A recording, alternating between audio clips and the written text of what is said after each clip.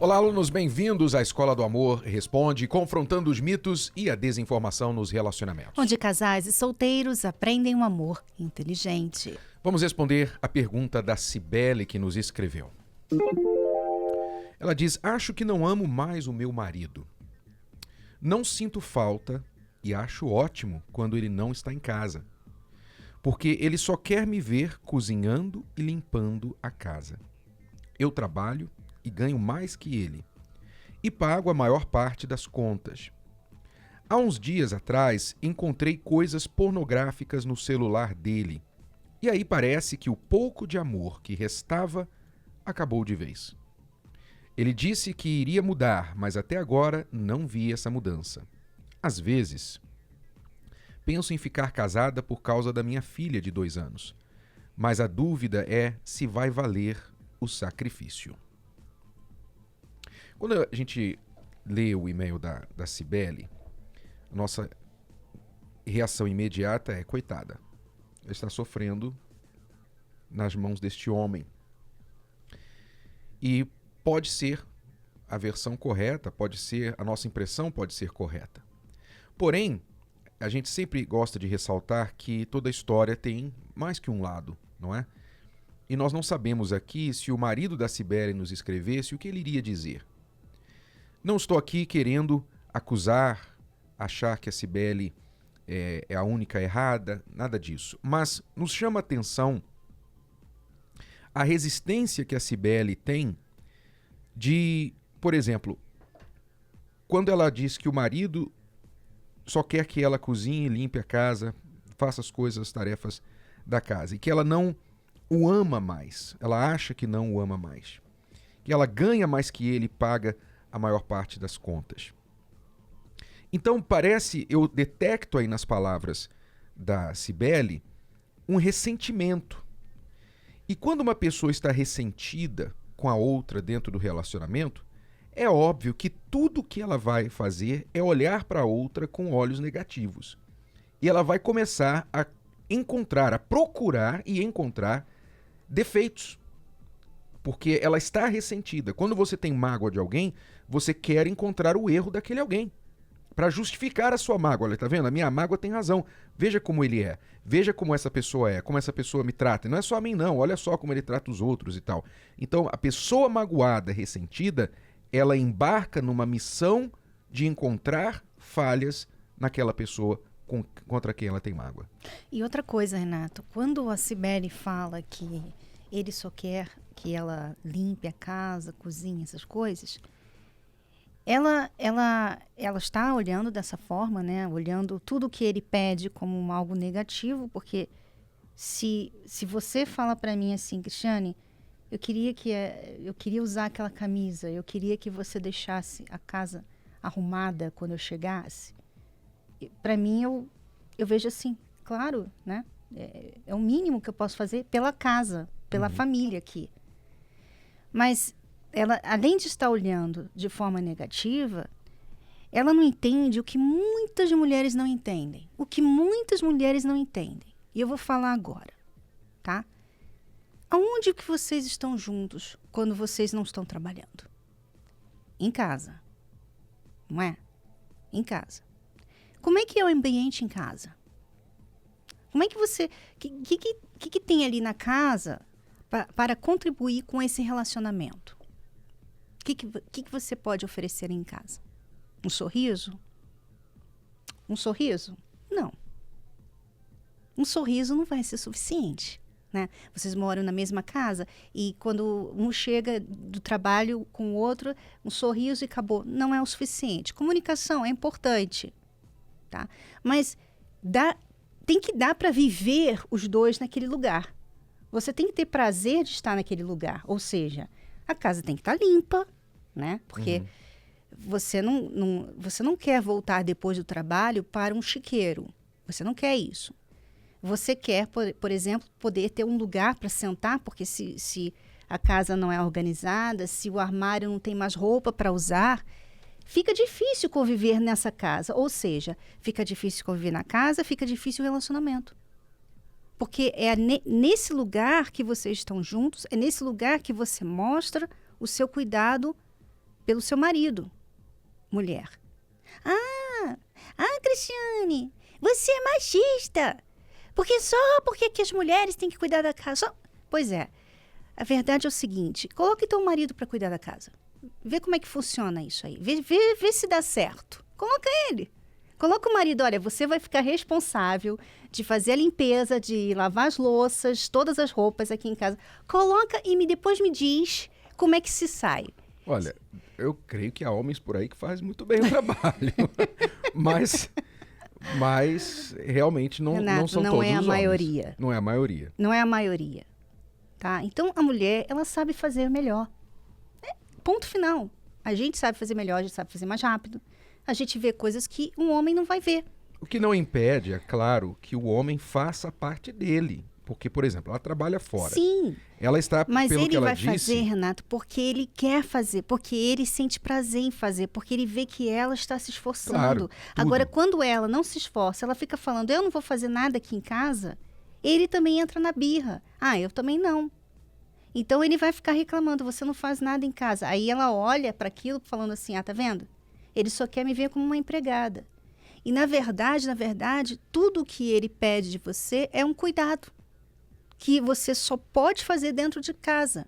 Lá fora, na rua, no trabalho, você está cuidando do seu marido? Não. Você não está cuidando dele. Você não está mostrando amor, nada. Você está lá trabalhando.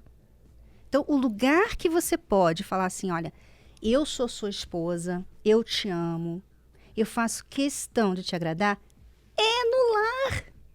É no lar. Aonde mais? Uhum. Ele também, mas o que você está dizendo é que alguém tem que dar o primeiro passo.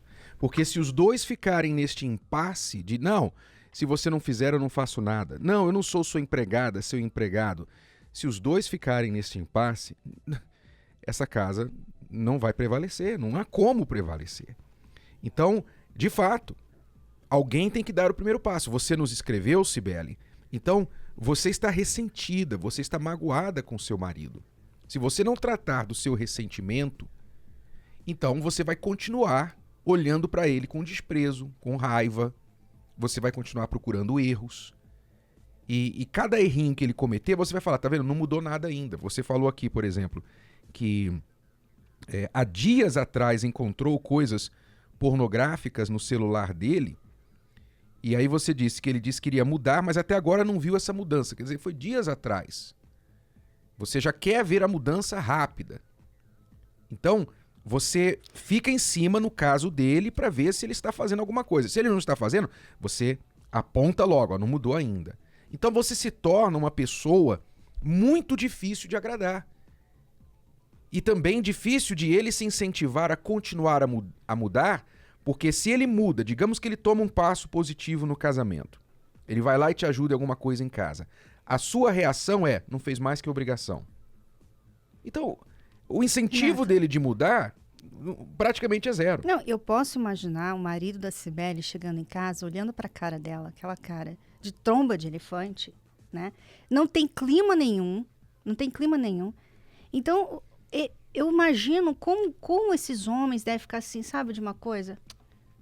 Não fazer nada. Eu vou abrir o computador e ver algumas Exatamente. mulheres. Eu não, sabe, essa mulher me enche a paciência. Não eu não justifica. Não, mas Renato, mas ela tipo que empurra ele. Uma pra essa pessoa situação, que já né? está fragilizada, ou que já está por aqui com uma situação, ela vai procurar algo para extravasar essa frustração. Seja a pornografia, seja o vício, seja o futebol Traição. na TV, o que for. Cibele, entenda, e todas as Cibeles, nós não estamos aqui colocando toda a culpa do problema do seu casamento sobre você. Não. O seu marido também tem muita culpa no cartório, tá bom? Mas nós estamos falando com você, Cibele. É você que escreveu. É você que quer saber o que você pode fazer para mudar. Então, a nossa palavra para você é, primeiro, resolva esse sentimento de mágoa no seu coração. Não adianta, não é produtivo você ficar com mágoa dele, com ressentimento dele. Primeira coisa. Não fique pensando, eu não sei se eu amo mais, não sei se eu amo. Você casou com este homem, você tem uma filha com ele. Provavelmente você o ama. O que acontece é que há muitas coisas sufocando esse amor.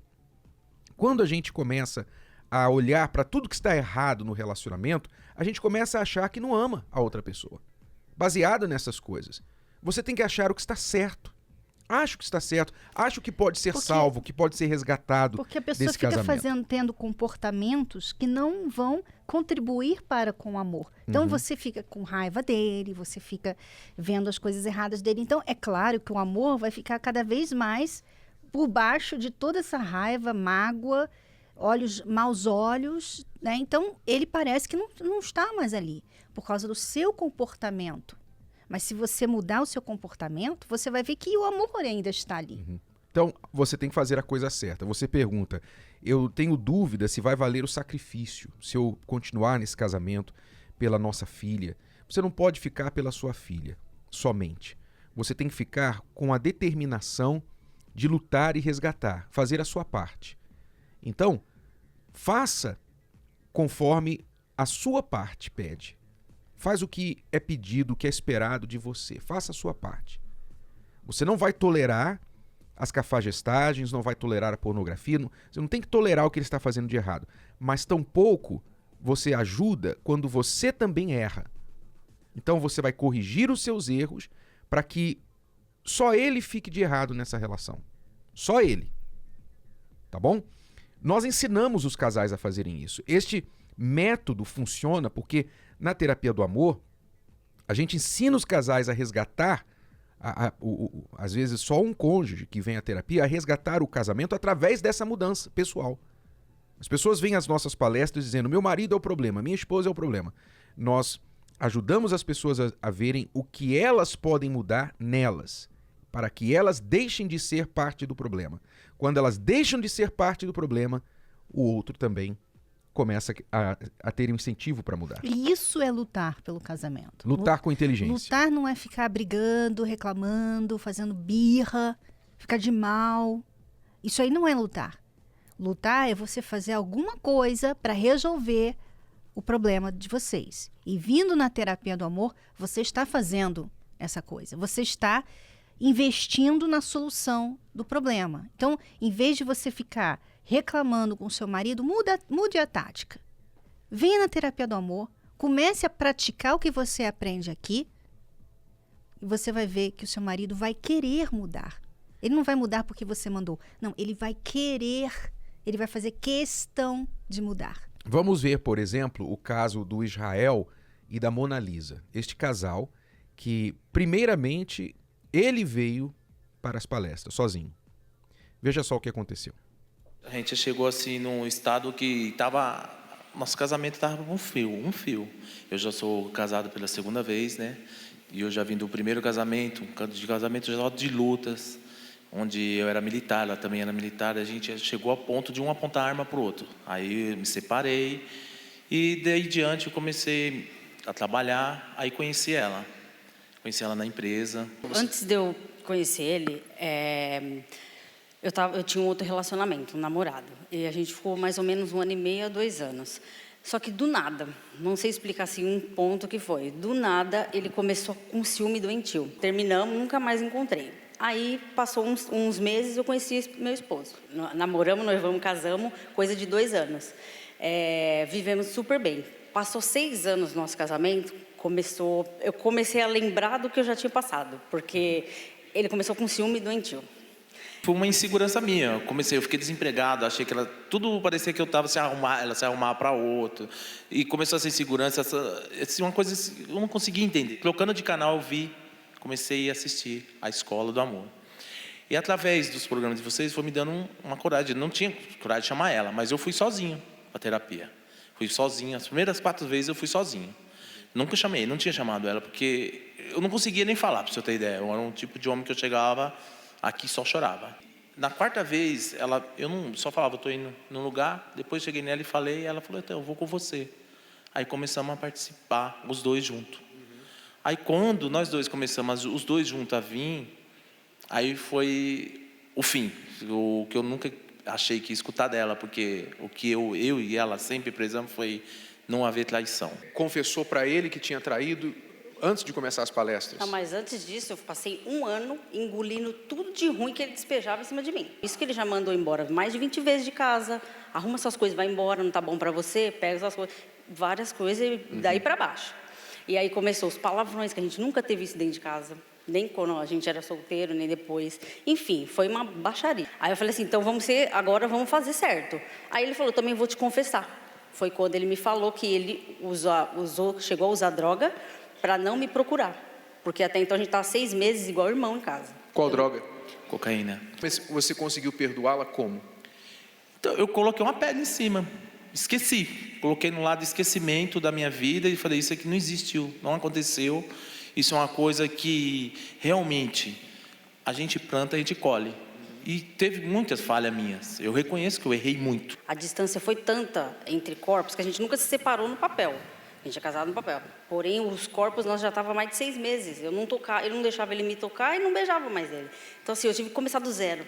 Foi muito difícil para mim dar o primeiro beijo nele de novo. Foi assim, uma coisa que eu nunca pensei. Mas ele era um estranho para mim. Foi muito, muito ruim.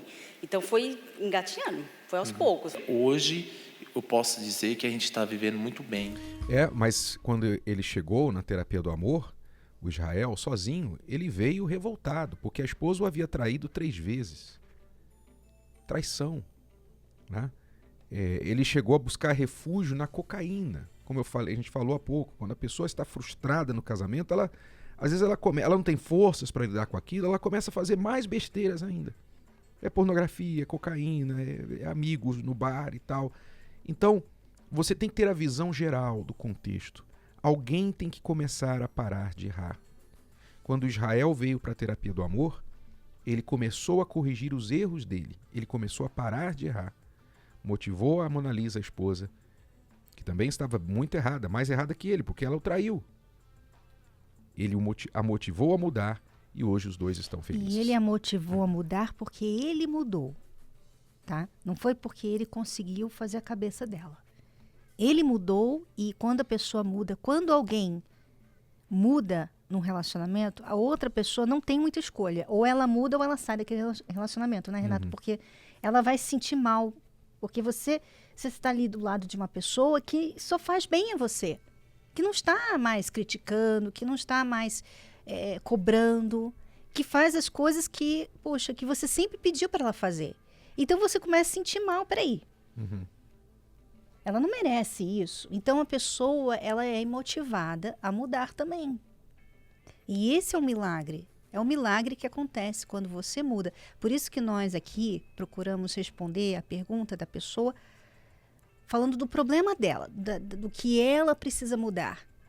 Porque se a gente for falar do problema do marido que ela reclamou, o que vai adiantar? O que vai adiantar? Você de falar para você, ô Cibele, tá vendo, Cibele, seu marido realmente tá errando muito. O que vai adiantar? Me diz. Não é prático. Vamos focar no que nós podemos fazer. Vamos agora à pergunta do Vinícius. Olá, meu nome é Vinícius. Eu quero uma ajuda, um conselho, porque eu acabei de me separar. Eu fui um péssimo marido, mas agora que eu me separei descobri que amo. Parece meio incoerente, né? Você ter todo um relacionamento voltado, no meu caso foi preguiça, não houve traição, preguiça, alguma tipo agressões, eu não bati fisicamente sério, eu empurrei muitas vezes que não queria a presença dela perto e ela vinha, eu estava nervoso, empurrava, eu faltei muito com compromisso de paternidade, não brincava com meu filho, eu queria ficar no computador o tempo inteiro, fui um crianção mesmo, mas agora que perdi, eu descobri que amava. Pois é, né, Vinícius? Tão típico do homem, só dá valor quando perde. Pelo menos ele reconhece, né? Ele reconhece que os erros dele, a gente nem precisa falar o que você precisa mudar, né, Vinícius? Porque você já viu quanto você precisa mudar. Então agora o que você tem que fazer é mudar. Você tem que focar em você. Não adianta agora você ficar se humilhando para ela. Você tem sim. Se você já não pediu perdão para ela, peça o perdão para ela com sinceridade. Mas o seu perdão não pode ser acompanhado de um pedido de volta. Olha, me perdoa, volta para mim. Não. Você tem que pedir para ela perdão porque você deve isso a ela. Porque ela está ferida, machucada. Peça a ela perdão E diga para ela agora que eu reconheço o que eu perdi ao perder você. Eu estou focando em mim para eu mudar. Porque se um dia você achar no seu coração a força de me dar uma nova chance, eu quero que você me encontre bem. Eu quero que você me encontre não o mesmo homem que você deixou. Eu quero ser uma nova pessoa. E você então faça dessas suas palavras verdade. Aplique isso na sua vida.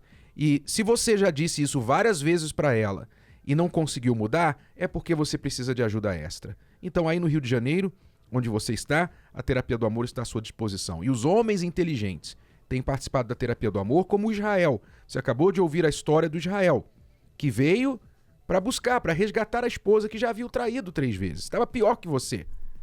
Mas ele veio buscar, aprendeu a ser homem e resgatou a esposa. É isso aí, Terapia do Amor. Você que está no Rio de Janeiro, você pode acessar o site terapiadoamor.tv para endereços mais perto de você. Isso.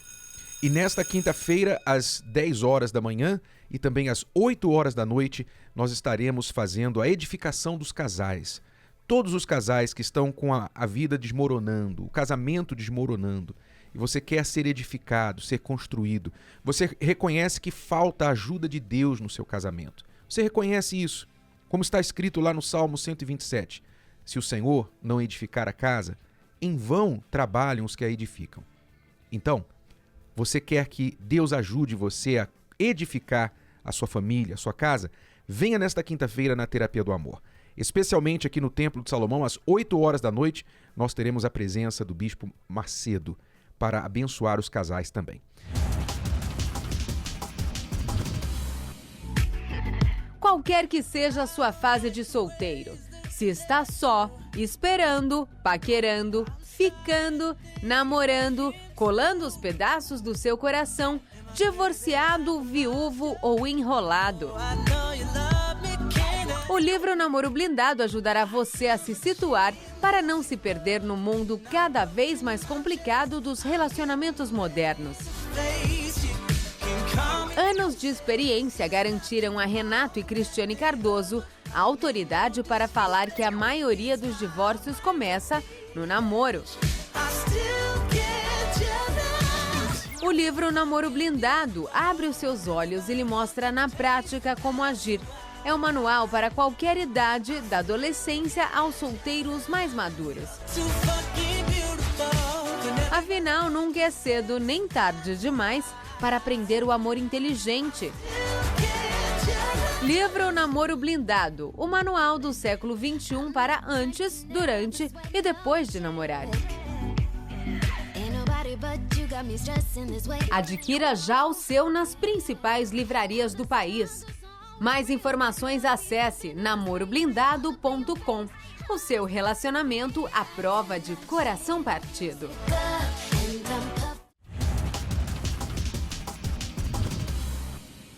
Nós estamos aqui no Hospital Moriá com a doutora Eunice Iguchi e o seu filho, também o Guilherme Munhoz.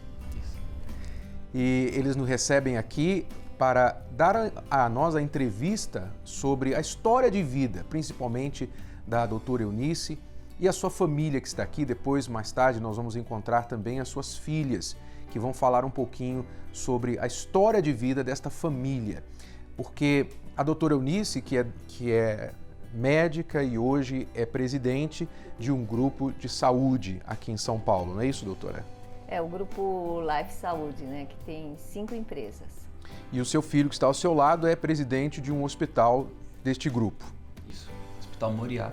Então, profissionalmente, a senhora sempre foi uma pessoa muito batalhadora, guerreira, conquistou o seu espaço, que até hoje isso reflete, obviamente, no sucesso da senhora. Mas a história da Eunice, e não a doutora Eunice, a vida pessoal da senhora também foi uma vida de muitas batalhas, de muitas guerras e muitas tribulações. Vamos por onde a gente começa a história da senhora? Eu nasci de uma família muito pobre, né? A minha mãe, ela teve 6 filhos, batalhou muito junto com meu pai. Meu pai, uma pessoa que veio do Japão, né? Migrante.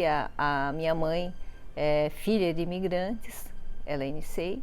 era em Seca, já faleceu, e eles começaram a batalhar e a minha mãe teve 6 filhos e quando eles estavam prosperando, eles estavam bem, o meu pai acabou contraindo uma doença, tuberculose, e naquela época não tinha tratamento adequado e ele faleceu. E aí a minha mãe ficou viúva e teve que cuidar de 6 filhos praticamente sozinha, costurando, né? De que idade até a idade os filhos na altura? Então, era uma escadinha na época. A minha irmã mais velha devia ter uns 7 anos e eu tinha 1 ano e meio e a minha irmã mais nova 40 dias. Então, quando meu pai faleceu, eu tinha 1 ano e meio. Quer dizer, ela teve de ser uma mulher muito forte e criar os 6 filhos costurando, é isso? Costurando em casa e os filhos ajudando, né? Então eu lembro assim que desde pequenininha eu ajudava a minha mãe na costura. Então eu aprendi a costurar. Uhum. E aí eu, mesmo assim, sempre a minha mãe fez questão que todos os filhos estudassem. Então eu sempre frequentei escola pública, estudava muito, me destacava muito na escola, né? E depois eu consegui entrar numa faculdade pública também, na Faculdade de Medicina da USP, sempre trabalhando e estudando. E na hora que eu comecei a trabalhar mais, aí cada filho que começava a ganhar dinheiro, trabalhar fora, começava a ajudar minha mãe. Uhum. Então, assim, a gente cresceu muito unido, 6 filhos. Como foi, doutora, crescer, assim, 6 irmãos, sem a presença do pai? Então, eu nunca tive uma figura paterna, né? Sempre foi, a figura forte em casa foi da minha mãe. E a minha mãe, cuidando dos 6 filhos, então eu não cheguei a conhecer um pai, isso me fez uma falta muito grande, depois que a gente começa a perceber, né? E então, para mim, o paradigma, o modelo de vida era essa minha mãe, mandando, trabalhando, distribuindo funções e tendo que prover em todos os sentidos. Ela era o pai, a mãe? O pai, a mãe e aos poucos, por isso que nós crescemos assim, os 6 irmãos muito unidos, né? Todo mundo em volta da minha mãe. E isso fez com que os meus irmãos, à medida que eles foram crescendo, eles começassem também a assumir meio que o papel de pai, né? A figura masculina em casa foram os meus irmãos. O que a senhora mais admirou na pessoa da sua mãe? O que ela mais contribuiu para a sua pessoa, a sua personalidade, a sua história de vida? A minha mãe sempre foi uma pessoa muito batalhadora, sempre crendo que o dia de amanhã ia ser melhor. Isso é o que eu lembro dela. A esperança sempre de que as coisas vão melhorar, né? E poucas razões para ter essa esperança, porque era uma batalha, né? 6 crianças sozinha, costurando, mas isso com certeza deu força para a senhora em muitos pontos da sua vida, eu imagino.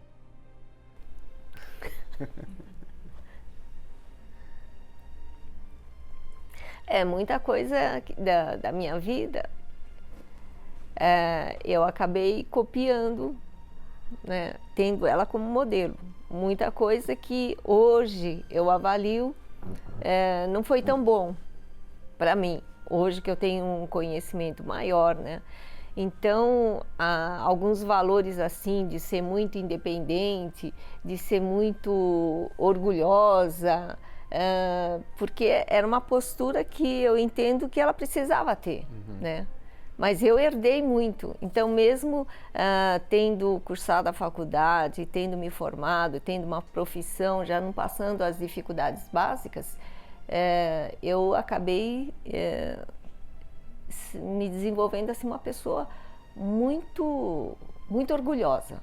Não vou falar vaidosa, mas orgulhosa assim, de tudo que eu tinha conquistado, sempre colocando muita importância no próprio esforço, né? O esforço próprio, confiando no estudo, confiando no esforço, no trabalho, no próprio braço. Eu tinha dentro de mim que eu queria casar, que eu queria ter bastante filhos, né? Porque nós éramos em 6 irmãos e eu gostava muito da presença assim de vários irmãos. Então eu queria ter muitos filhos e também a coisa que eu não queria que acontecesse na minha vida era eu repetir a história da minha mãe. Eu não queria que eu não queria ser igual a ela sozinha cuidando de 6 filhos. Então o que eu mais temia que me acontecesse era uma separação ou acabar o casamento. Não, para mim era para eu casar e casamento para a vida toda e com bastante filhos. Esse era o meu sonho. Mas eventualmente esse temor se tornou realidade lá na frente, né? O que a senhora temia, em outras palavras, foi o que me aconteceu. Que é um outro ponto muito importante, porque quantas pessoas passam por isso? Muitas pessoas, talvez você também vê a sua vida desta forma, como a doutora Eunice está falando, em que aquelas coisas que você mais temia, ou que você não queria que acontecesse com você, elas vieram a acontecer. Parece que foi um imã, né? A pessoa tem um temor e aquele temor acaba atraindo o que ela teme. Eu namorei por 5 anos um colega de turma também médico e eu acabei engravidando no 6º ano. E assim, foram anos de namoro e casamento, assim, no começo assim, eu achava que estava muito bem estruturado, né? Depois nós fomos para o interior, começar a vida profissional no interior, como médicos, e estava assim, razoavelmente bem. Uma harmonia, tanto é que eu tive 4 filhos, né? Trabalhando muito, enfim, hoje eu vejo que eu não tinha sabedoria nenhuma.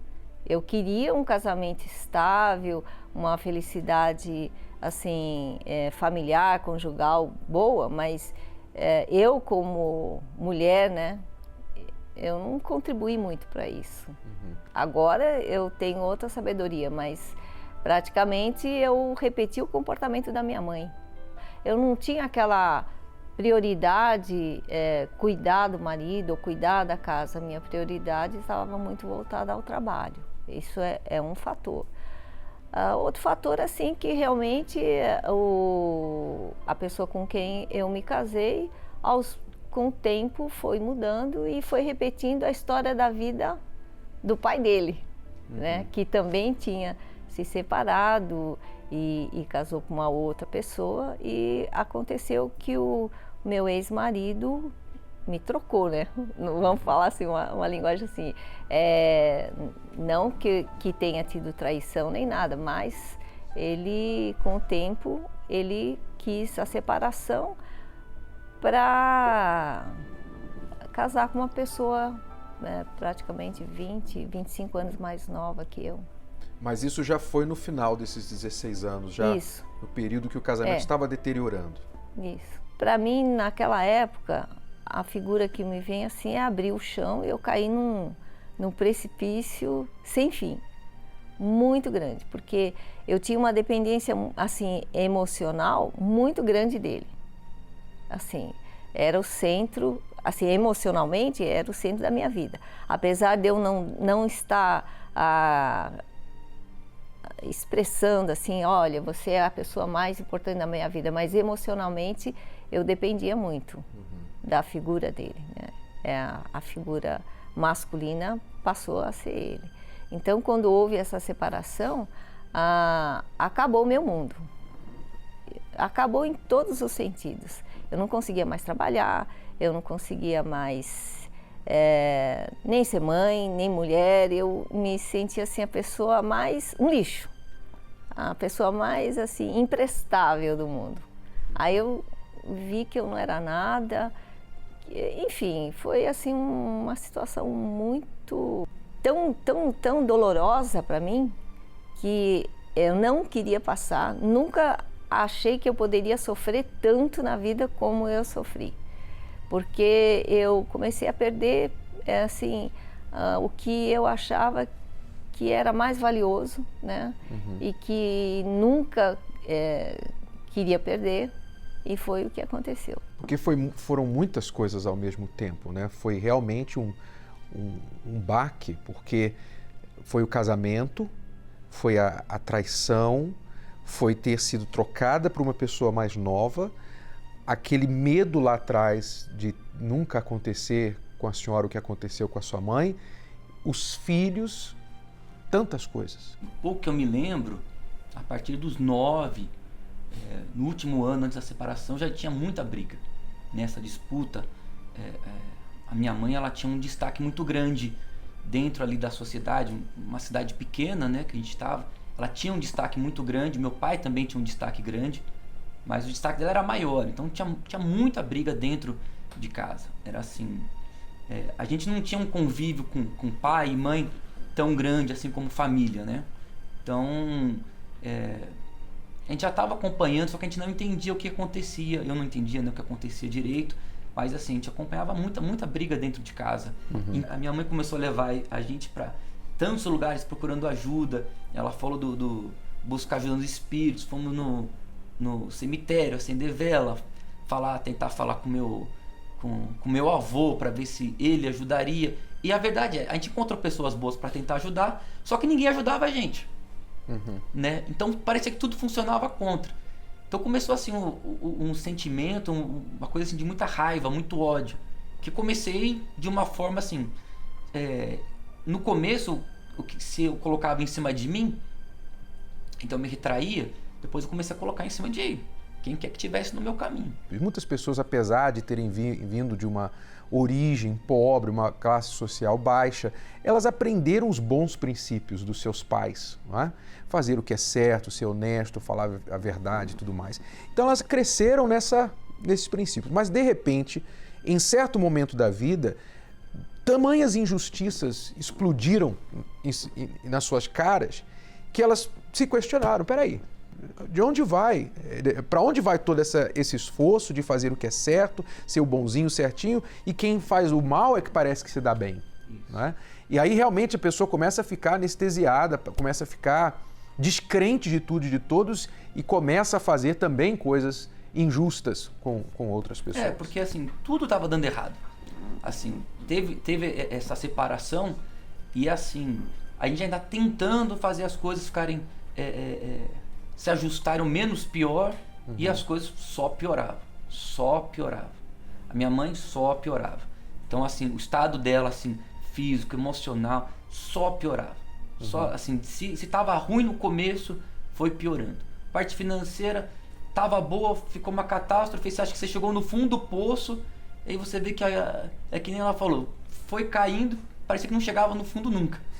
Né? A verdade é essa. Quando a gente achava que chegou no fundo do poço, então é minha irmã que... Era o teto do poço. Era o teto, porque aí é a minha irmã que é atropelada, é a outra que engravida, é a outra que é traída. Então, assim, era uma coisa totalmente fora do controle, assim, um caos.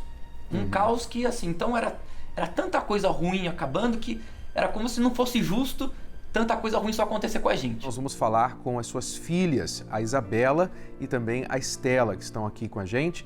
E elas vão contar a parte delas, a partir do momento que a doutora Eunice, que contava pra gente, depois de 16 anos de casamento, descobriu que o marido queria uma mais nova, 25 anos mais nova, trocou a senhora por uma outra mulher e aquilo foi, nas suas palavras, o chão se abriu debaixo dos seus pés, não é isso?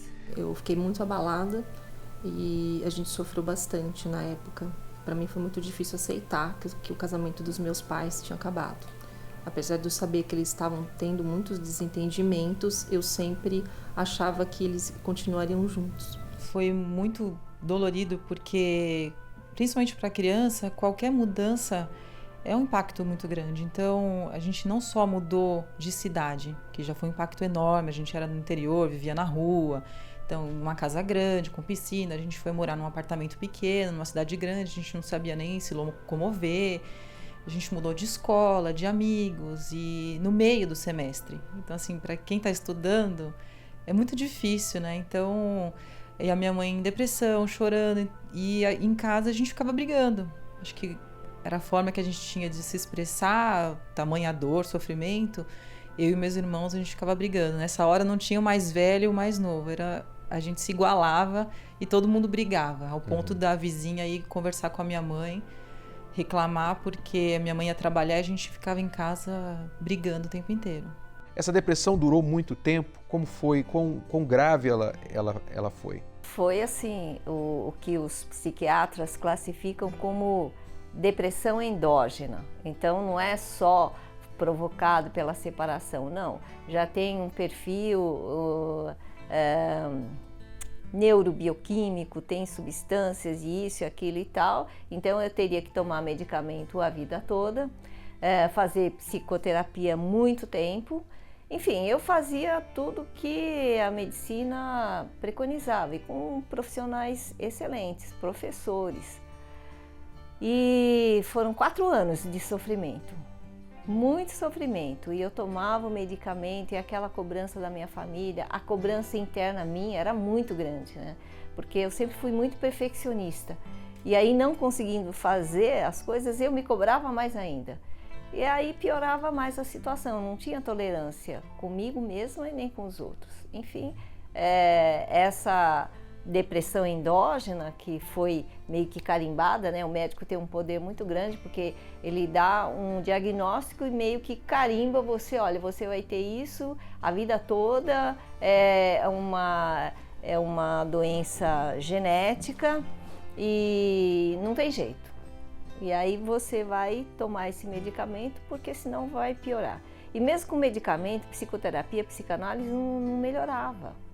E eu precisava melhorar a todo custo. Veja a história da doutora Eunice, que por causa do fim do seu casamento, por causa daquele sonho que ela tinha ter desmoronado, ela entrou nessa depressão profunda por 4 anos. E apesar da ajuda dos melhores profissionais, ela mesma sendo médica, ela não conseguiu sair disso. Mas hoje, quer dizer, ela vai contar como ela conseguiu superar. Hoje ela é uma pessoa que está aqui para contar a sua história de sucesso. Que nós estamos fazendo questão de entrevistá-la aqui no hospital, onde hoje ela é presidente, ela cuida, esse é um dos hospitais do grupo de saúde do qual ela é responsável. Seu filho Guilherme, que está aqui, é o presidente desse hospital.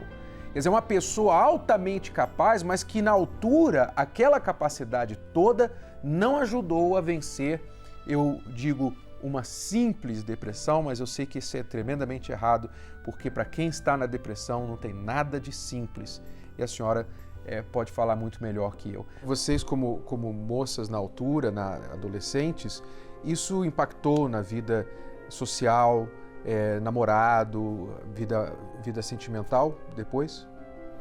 Sim, eu fiquei bem traumatizada com a situação e também sempre temia que não fosse acontecer comigo. Mas eu cresci assim, uma adolescente cada vez mais insegura, cheia de dúvidas, muitas inseguranças mesmo em relação a pessoa que eu iria encontrar, a namoros. Tive vários relacionamentos assim frustrados. Eu tive grandes problemas nessa vida sentimental. Mais tarde, você teve um relacionamento sério, você se casou. Como que isso impactou na sua vida mais tarde? Depois, né, bem depois de superado todos os traumas, eu encontrei uma pessoa certa, da mesma fé que eu, e sou feliz, né, no casamento. Isso depois que você superou aquele trauma do passado. E você, Isabela? Eu me entregava nos relacionamentos, né? Me entregava demais para outra pessoa. Mas acabou acontecendo a mesma coisa que aconteceu com a minha mãe. Num relacionamento que eu tive, que também fui trocada por uma outra pessoa, fui traída, fiquei deprimida. Então, como a minha mãe falou, as emoções, o controle da emoção dela estava no meu pai. E eu também me entreguei demais para essa pessoa. E quando essa pessoa me traiu, eu também fiquei sem chão. Uhum. Então, e uma coisa que eu acho que também afetou é que em casa a gente tinha um exemplo de mãe, de profissional. não de esposa. Eu não tinha uma referência como ser uma esposa, né? Eu não tinha em casa, né? Então isso trouxe uma dificuldade para os relacionamentos, porque a gente se comportava como a minha mãe se comportava, quer dizer, então como também com independência, procurando esse lado profissional, autonomia. Então acredito que isso também tenha dificultado também. Só no futuro que eu tive que aprender a como ser a esposa. Um único evento impactou toda a família. E é isso que você precisa entender, que talvez você não consegue colocar as peças do quebra-cabeça da sua vida juntas. Você não consegue entender o porquê que você é uma pessoa insegura, porque você tem dificuldade de confiar no homem ou confiar na mulher. Talvez porque você não quer casar, porque você aprendeu talvez que homem não é de confiança, você não pode esperar nada de um homem, não confie, não espere nada de um homem, é melhor você cuidar de você. Então você hoje tem dificuldade de ser uma esposa ou até de querer casar. E se casou, você não consegue se entregar no casamento. Então são várias vertentes que têm uma raiz. É isso que você precisa entender. Até o momento em que você descobrir a raiz do seu problema, de onde todas essas situações estão surgindo e cortar essa raiz, você não vai conseguir mudar a sua história de vida. Você pode descobrir maneiras para você apaziguar, acalmar os ânimos. Você pode descobrir um remédio que vai te fazer sentir bom por algumas horas, sentir bem por algumas horas. Você pode descobrir uma atividade que vai fazer você distrair por algumas horas, mas você sempre vai voltar àquele estado caótico que está ali dentro de você. Então, é preciso que você descubra, peraí, de onde veio tudo isso? De onde saiu este mal que me persegue na vida? Por que eu não consigo ser feliz com ninguém? Por que eu tenho dinheiro, tenho carreira, mas não tenho felicidade? Por quê? São tantas questões e essas pessoas precisam entender, doutora Eunice, porque a senhora viveu isso, a senhora viveu essas questões, a senhora é uma pessoa de sucesso na carreira, estudou, uma batalhadora, mas desde lá de trás, a perda do seu pai, depois a perda do seu marido, impactou a sua vida de várias formas e foi passando a bola de neve, né, para os filhos. Até que um dia tudo isso mudou. Como eu ficava praticamente reclusa, assim, quando eu voltava para casa, eu fechava a janela, fechava a porta do quarto, ficava assim na minha cama e ficava ouvindo o radinho. Era o meu contato com o mundo, assim, era ficar ouvindo o rádio, e eu ficava ouvindo principalmente rádio AM. Porque tinha mais diálogo e tal, eu ficava assim acompanhando, era uma maneira assim de eu me desligar um pouquinho do sofrimento. E eu ficava mudando de estação. E quando eu mudei de estação, caiu numa rádio que eu não sabia, era a Rádio São Paulo, hoje eu sei. E aí o pastor, ele estava fazendo uma oração. E depois ele falou o endereço, né, que era lá na Rua Butantã, eu morava lá em Pinheiros. Eu anotei e fui. Mas eu não sabia que se tratava da Igreja Universal, graças a Deus, porque naquela época, foi em 94, estava uma perseguição muito grande contra a igreja, muito grande mesmo. E a igreja estava sem placa porque estava em reforma, graças a Deus. Eu entrei, assisti a reunião, achei interessante, aí fui conversar com o pastor, aí ele falou assim: olha, eu não falei que eu era médica, eu não queria assim ser tratada de uma maneira só porque eu era médica, de uma maneira diferente. Não, eu só contei a minha história assim. Aí ele falou: minha senhora, isso aí é o diabo, né? Olha o estado como a senhora está, ele foi bem franco. Olha o sofrimento que a senhora está passando, seus filhos, a sua família. A senhora acha que isso é de Deus? Eu fiquei na dúvida. Aí eu conversei com meu filho, o Guilherme, falei assim: engraçado, eu fui lá nessa igreja e o pastor falou coisas diferentes para mim. Ele falou que tudo que estava causando na nossa família é o diabo. Aí ele falou assim: eu vou lá um dia. Aí a gente foi mais um dia. Eu falei, aí teve a reunião e tal. Aí eu saí e falei assim, quer saber, Guilherme? Não vou voltar mais. Aqui é um bando de doido. É uma catarse emocional, é uma hipnose coletiva. Eu já tô mal, vou ficar pior ainda, né? Aí o Guilherme falou, não tô entendendo. Tudo que o pastor falou tem a ver com a nossa situação. Como assim? Eu falei, o diabo não existe. O pastor tá falando coisa assim que não tem nada a ver. Aí o Guilherme, ele notou uma diferença. Da primeira reunião que eu fui para a segunda, ele falou, mas você parou de chorar? E era uma coisa assim que era interminável. Eu acordava chorando, dormia chorando e tal. E ele percebeu, porque quando eu tinha aquela crise de pânico, eu ficava assim desesperada e ficava lá no meu quarto chamando algum filho para me ajudar. As meninas já não tinham mais nem paciência, né? E o único que tinha um pouco de paciência era o Guilherme. Aí ele ficava segurando a minha mão. Ai, mãezinha, vai passar, né? E aí a síndrome do pânico, a crise, tem um tempo, depois acaba. E aí ele percebeu bem claro que eu tinha parado de chorar e não tinha tido crise, né? Aí eu parei para pensar, falei, é verdade, né?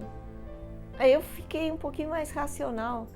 Aí eu falei assim, quem sabe, né? Em pouco tempo a gente começou a ver mudança. Então foi um processo muito difícil para mim, que me achava muito inteligente, muito sabida. Aí eu vi que eu não sabia nada. Peguei e joguei tudo quanto é livro que eu tinha de autoajuda, disso, daquilo e tal. E comecei a querer entender mais. Começou a abrir a visão do mundo espiritual de uma maneira que eu jamais imaginava.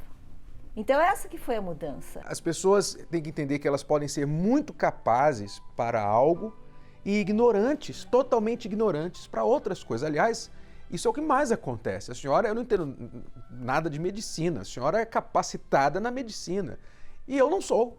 E eu tenho que admitir a minha ignorância. Se eu fico doente, eu tenho que ouvir a senhora. Isso é óbvio. Agora, as pessoas, às vezes, elas estão sofrendo, gemendo e elas consideram o seu PhD, elas consideram as suas graduações, os seus diplomas e não querem ouvir conselhos de quem entende mais do âmbito da fé, do âmbito espiritual, do que elas. E aí elas perdem. Eu fiquei imaginando aqui, se a senhora tivesse visto a placa da igreja no dia que a senhora foi. Eu não teria nem entrado. Depois que eu fiquei sabendo que era a Igreja Universal, eu não tinha nem coragem de entrar. Eu tinha vergonha naquela época. Eu falei, meu Deus, eu estava lá em Pinheiros, né? Me formei lá na USP, e tinha muitos colegas por aí. Imagina se um colega meu vai me ver entrando nessa igreja, né? Aí eu falei, eu resistia, não, eu vou para outra e tal. Mas aí eu voltava e eu pensava assim, não, mas tudo faz sentido. Eu comecei a entender o mundo espiritual de uma maneira mais clara, né? Ela se transformou, eu identifiquei isso, mas eu não correspondi que foi por causa da ida dela à igreja, na época. Eu não queria, eu até aceitei em outras igrejas, mas na Igreja Universal eu também não queria ir. Por causa do preconceito. Por causa do preconceito. Eu achava que não era pra gente isso. Como que você desenvolveu a sua fé de uma forma que mudou a sua vida depois? Primeiro que eu passei por um processo também de libertação, né? Tudo que havia errado dentro de mim foi uma libertação mesmo. Todos os traumas, sentimentos ruins, eu perdoei, eu tirei as mágoas, passei a ter um relacionamento com Deus. Antes eu tratava Deus como uma coisa muito distante, encarava Deus como religião. Depois eu descobri que Deus não era religião. Conheci meu marido na igreja depois e já era uma nova pessoa, né? Então eu não tinha mais inseguranças, dúvidas, traumas. Aí eu realmente já estava preparada para um novo relacionamento. E você, Isabela? Lá eu encontrei tudo que eu precisava, né? Tudo aquilo que faltava, que se eu não tivesse uma referência de esposa, lá eu encontrei. Encontrei pessoas que eu poderia me espelhar. E aprendi nas palestras do amor, nas reuniões. Hoje parece que não faz falta, porque eu já me graduei nisso, né? Então me preparei e falei, não, agora eu estou pronta para ser a pessoa certa para alguém. E encontrei também, busquei dentro daí, né? Falei, não, agora eu tenho que encontrar a pessoa compatível com quem eu sou hoje. E encontrei dentro da igreja e me casei, tive filhos. Hoje a minha história é totalmente diferente. Sou muito feliz. Excelente. Guilherme? Eu olho assim, poxa, eu sou feliz. Se eu fosse resumir, eu falo assim, poxa, todo mundo, um montão de gente tentou ajudar a gente. Assim, religiões tentaram, família, amigo, ninguém conseguiu. Assim, e tudo que a gente fez certo, nada deu certo. Tudo que a gente fez certo, nada deu nada pra gente. E aí a gente chegou na Igreja Universal, aí, é que nem a Isabela falou, tirou tudo. Deus deu tudo. A parte financeira delas, de todo mundo é tranquila, eu sou bem casado. Falo assim, olha, tem muito mais pra gente ganhar, muito mais pra conquistar, mas sempre é assim, tentando devolver pra Deus tudo que Ele deu pra gente. Não passou 2, 3 meses, eu estava ganhando 20 vezes mais do que eu tinha depositado, uma poupança de vários anos, e aí começou assim a surgir muitas oportunidades na minha vida financeira, né? Eu mudei até de especialidade, eu fiz a área de imagem, comecei a fazer ultrassonografia, densitometria óssea, depois eu comecei a comprar equipamentos de densitometria óssea, enfim, comecei a ganhar muito mais. Muito mais assim do que eu ganhava, não precisava ficar disputando merreca. E eu vi a grandeza de Deus. Fora assim, né, aquela confiança de que os meus filhos estavam assim todos cuidados por Deus. Isso me deu assim uma paz, uma tranquilidade, né? Eu vivia assim com muita angústia, preocupada com o futuro. Eu falei, agora eu não quero nem saber, agora Deus que cuide de mim e dos meus filhos. Bom, para encerrar, eu gostaria de pedir então às mulheres que falassem um pouquinho com as mulheres que estão nos assistindo sobre este conceito de mulher forte, mulher ser forte, mulher mais forte. O que é mulher forte na opinião de cada uma de vocês? E que força vocês podem passar dessa experiência de vocês para essa mulher que está talvez se sentindo enfraquecida, sem forças, como a senhora ficou naquele período? Qual é esse conceito que vocês podem passar para elas? Bom, eu acho assim, a mulher ela tem uma tendência a querer ajudar, né? A dar, é meio que natural cuidar de filho, cuidar de marido, cuidar de casa. E eu acho assim, a força que a gente tem que ter é essa dependência de Deus. Aprender a depender de Deus, porque aí você depende de um ser muito amoroso, de um amor infinito, fiel, né? E isso dá uma tranquilidade, uma paz, uma força para que a gente possa caminhar o dia a dia, né? Independente do que pode acontecer na vida, independente da política, independente da situação financeira, enfim, eu vejo isso, a gente buscar a ser totalmente entregue a vida da gente a Deus. Aí, a partir daí, eu acho que a gente se torna uma mulher forte. A mulher forte, ela busca forças em Deus e é diferente do homem, né? Eu acredito que a mulher já foi criada forte, né? A mulher tem o poder de, como minha mãe falou, né? Uma família, de conseguir levar uma família. O homem já teria muito mais dificuldade, né? A mulher já consegue, ela tem força para fazer 1001 coisas ao mesmo tempo, cuida do filho, faz comida, atende telefone, enfim. Então a mulher, ela, pela natureza dela, ela já é forte. Então você que está enfraquecida, tem que buscar o autor da sua vida, né? O autor dessa força que vem de Deus mesmo.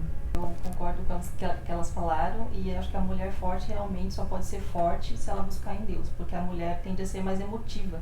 E eu acho que muitas mulheres cometem esse erro de ir pro lado do sentimentalismo, de ficar chorando, se lamentando. E eu acho que ela realmente só pode ser forte se ela buscar a força dela em Deus. Aí sim ela consegue equilibrar o trabalho, a família, os filhos, a vida dela pessoal e assim ser feliz. Ok, eu quero agradecer a doutora Eunice, a Isabela, a Estela e o Guilherme pela história de vocês, por compartilhar aí a vida de vocês tão abertamente e com certeza quem está em casa aprendeu lições valiosas. Muito obrigado a vocês. It's a wonderful show. It's the most intelligent show on television.